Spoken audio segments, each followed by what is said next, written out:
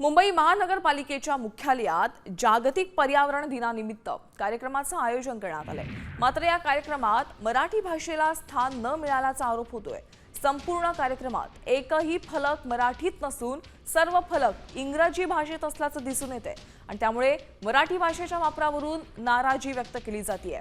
या कार्यक्रमाला प्रसिद्ध क्रिकेटपटू ए.बी. डिव्हिलियर्स आणि अभिनेत्री दिया मिर्झा उपस्थित राहणार आहेत। मराठीऐवजी इंग्रजीचा वापर झाल्याने संतप्त प्रतिक्रिया उमटतात।